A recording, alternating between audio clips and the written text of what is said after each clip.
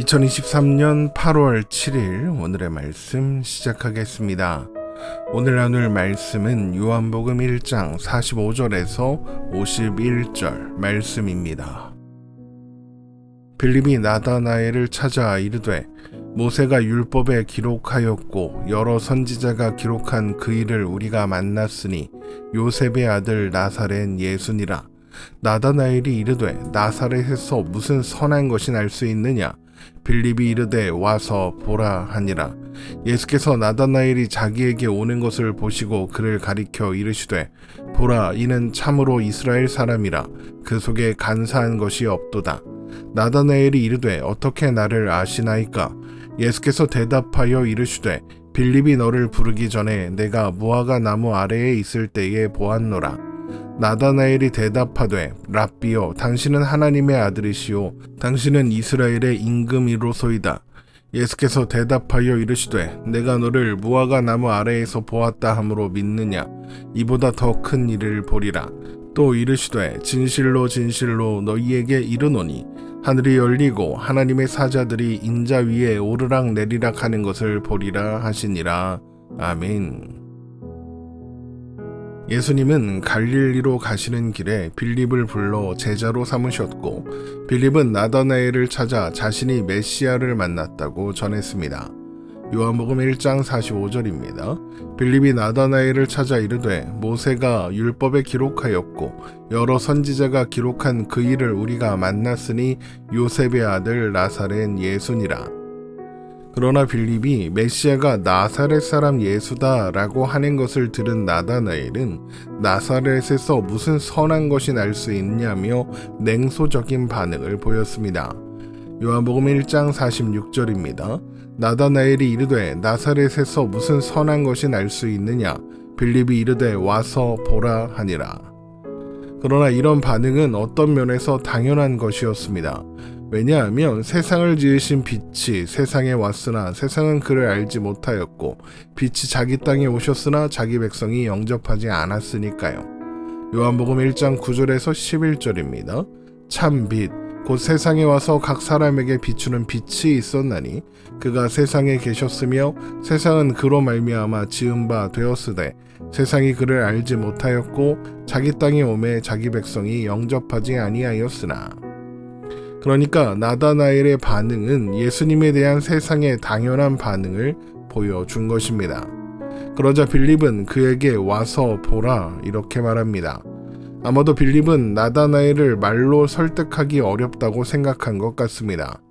나다나엘이 나사렛에서 무슨 선한 것이 날 수 있느냐라고 한 것은 구약이 한 번도 나사렛을 언급하지 않았을 뿐만 아니라 메시아가 난다고 알려진 곳은 베들레헴이지 나사렛이 아니기 때문입니다. 그러니까 빌립이 현재 알고 있는 정보만으로는 나다나엘의 말이 꼭 틀렸다고 할 수가 없었거든요. 이제 막 예수님을 만난 빌립이 예수님께서 베들레헴에서 태어나셨다는 것을 알지 못했을 가능성이 높은 겁니다. 하지만 빌립은 자신을 부르신 그분이 메시아이신 것을 확인했습니다. 물론 빌립이 어떻게 그런 확신을 가지게 되었는지는 알 수 없습니다. 하지만 빌립이 나다나엘에게 예수님을 소개하면서 모세가 율법에 기록하였고 여러 선지자가 기록한 그 이라고 하는 것으로 보아 예수님께서 그를 부르신 후에 빌립이 예수님과 직접 대화를 나누고 또 다른 제자들 안드레와 요한과의 대화를 나누면서 그런 확신을 하게 되었을 겁니다. 물론 이것은 하나님께서 이끄시고 또 가르치셔서 예수님께로 그를 데리고 가신 결과였죠. 이것은 이제 빌립의 초청으로 예수님을 만나러 오게 될 나다나엘 또한 마찬가지입니다. 그래서 이름도 나다나엘, 곧 하나님의 선물 아니겠습니까? 빌립의 초청에 나다나엘이 예수님께로 갈 때에 그를 발견한 예수님은 나다나엘을 가리켜 보라, 이는 참으로 이스라엘 사람이라. 그 속에 간사한 것이 없도다 라고 말씀하십니다. 요한복음 1장 47절입니다. 예수께서 나다나엘이 자기에게 오는 것을 보시고 그를 가리켜 이르시되 보라, 이는 참으로 이스라엘 사람이라. 그 속에 간사한 것이 없도다. 그 속에 간사한 것이 없다고 할 때 간사하다는 헬라어 돌로스를 번역한 것으로 이것과 같은 의미로 사용되는 히브리어는 야곱입니다. 야곱은 발꿈치를 잡는 자라는 뜻으로 다른 사람의 발꿈치를 잡아 넘어뜨리는 것처럼 다른 사람을 속여 넘긴다, 이런 의미입니다. 그러니까 예수님께서 나다나엘에 대하여 하신 이 말씀은 그 속에 야곱이 없는 참된 이스라엘 사람이다 라고 바꿀 수 있는 거죠. 그러면 그 속에 야곱이 없는 참된 이스라엘 사람이라는 것은 어떤 의미일까요? 야곱과 이스라엘은 우리가 이미 알고 있는 것처럼 같은 사람의 이름입니다. 하지만 야곱과 이스라엘은 전혀 다른 사람이기도 하죠. 먼저 야곱은 자신의 삶을 자신이 스스로 책임지고 살고자 하는 사람이었습니다. 그래서 형인 에서를 속여서 장자권을 빼앗았고 아버지를 속여서 장자의 축복도 받았습니다. 그의 인생은 속고 속이는 것의 연속이었죠. 모두 자신의 삶을 스스로 책임져야 한다는 생각 때문이었습니다. 그런 모습의 절정이 창세기 32장에 기록된 야곱이 약복 강가에서 하나님과 씨름하는 모습입니다. 하나님은 그런 야곱의 마음을 꺾고 하나님을 의지하는 존재가 되게 하시려고 했으나 야곱은 끝까지 버팁니다. 그러자 하나님은 야곱의 환도뼈를 부러뜨리고 그를 떠나겠다고 하셨죠. 그제서야 야곱은 하나님을 붙잡고 은혜를 구합니다. 그리고 그때 하나님께서 야곱에게 주신 이름이 이스라엘입니다. 이후 야곱은 이스라엘로 삽니다. 자신이 아니라 하나님을 의지하고 하나님을 바라보며 하나님의 도우심을 구하며 삽니다. 하나님을 경외하며 사는 거죠. 그래서 이후 야곱은 이스라엘로 불립니다.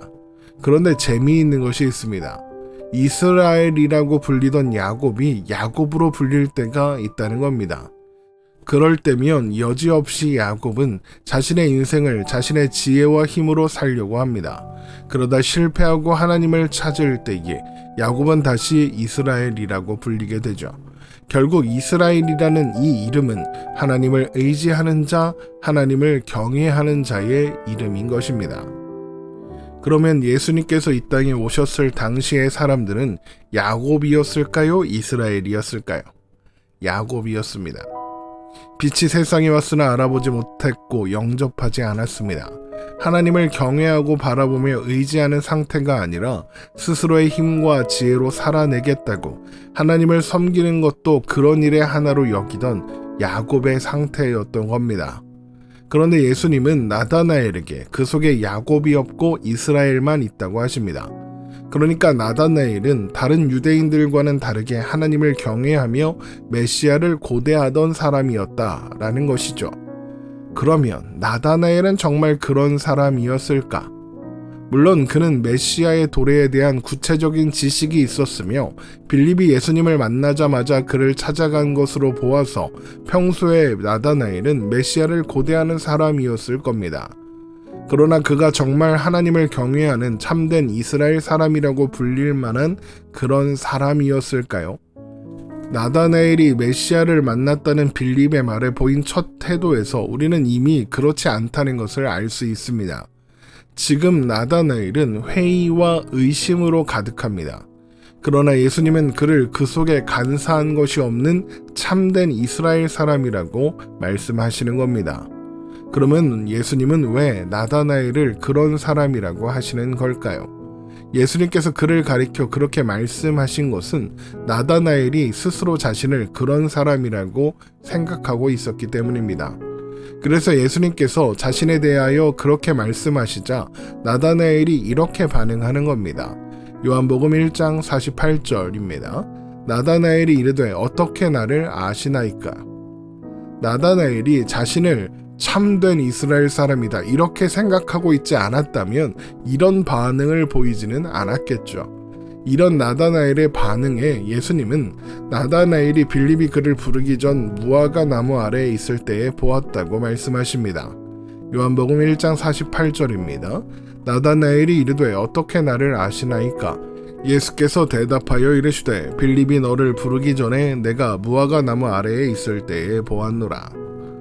이 말씀은 빌립이 나다나엘을 예수님께로 데리고 오기 전 어느 시점에 예수님께서 나다나엘을 보신 적이 있다는 의미로 이해할 수도 있지만, 이어지는 나다나엘의 반응과 또 예수님의 대답으로 미루어 보아 빌립이 나다나엘을 부르러 갔던 그 당시 나다나엘이 무화과 나무 아래에 있었고 그 자리에 없었던 예수님께서 빌립이 나다나엘을 부르러 갔던 때에 어디에 서 있었는지 말씀하신 것으로 추측됩니다.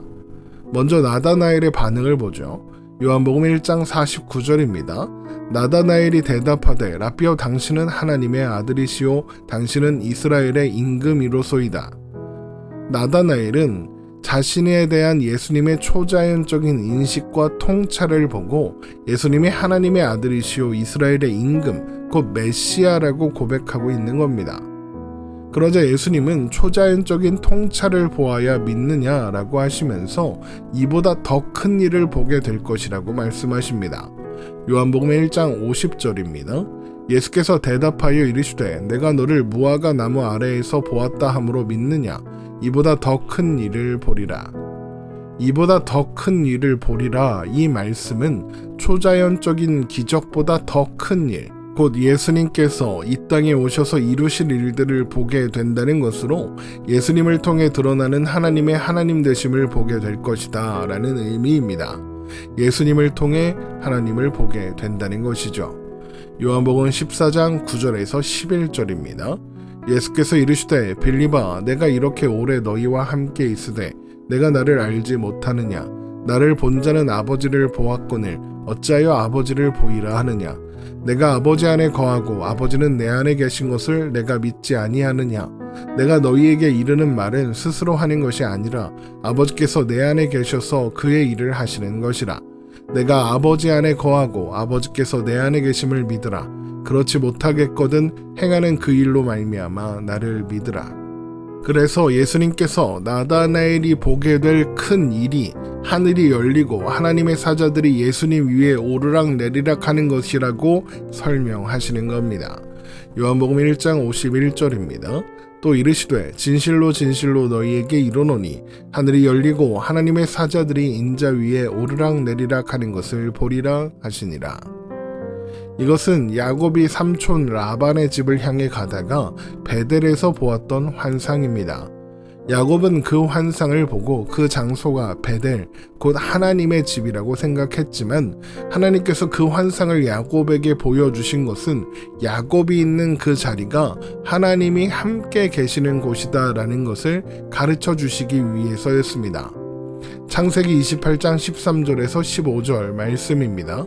또 본즉 여호와께서 그 위에 서서 이르시되 나는 여호와니 너의 조부 아브라함의 하나님이요 이삭의 하나님이라.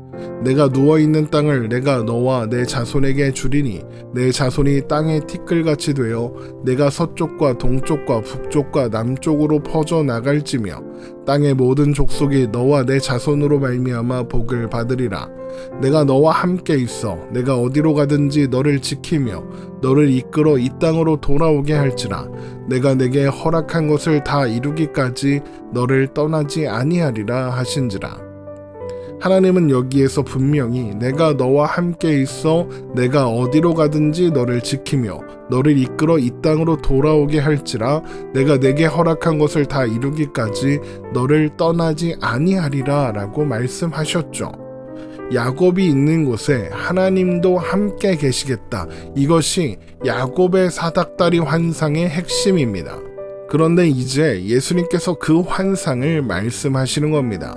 그렇다면 이것이 어떤 의미이겠습니까? 예수님이 계신 곳이 곧 하나님이 계신 곳이며 예수님과 함께 있는 것이 하나님과 함께 있는 것이고 예수님을 보는 것이 하나님을 보는 것이다. 이런 의미가 되는 겁니다. 그리고 그 일의 절정은 십자가입니다. 하나님께서 예수님을 이 땅에 보내신 이유, 예수님께서 이 땅에 오셔서 이루실 궁극적인 사역이 십자가였으니까요. 그리고 이것이 예수님께서 나다나엘에게 그가 보고 들어야 할 것이라고 말씀하신 내용인 겁니다. 결국 예수님께서 나다나엘을 향해 그 속에 간사한 것이 없는 참된 이스라엘 사람이다 라고 하시는 것은 그가 진짜로 보아야 할 것, 그가 진짜로 들어야 할 것이 무엇인지 가르쳐 주시기 위한 방법이었던 겁니다. 그래서 나다나엘은 예수님과 함께 보아야 할 것을 보고 들어야 할 것을 들으면서 진정한 하나님의 선물 나다나엘이 되어 갈 것입니다. 우리들 또한 말씀을 통해 보아야 할 것을 보고 들어야 할 것을 들으며 하나님께서 이루시는 큰 일들을 보게 되기를 소망합니다. 그렇게 우리들 또한 하나님께서 보내신 선물이 되어 갈 테니까요. 오늘 말씀 이렇게 마치겠습니다. 오늘도 복된 하루 되시기를 주님의 이름으로 축원합니다.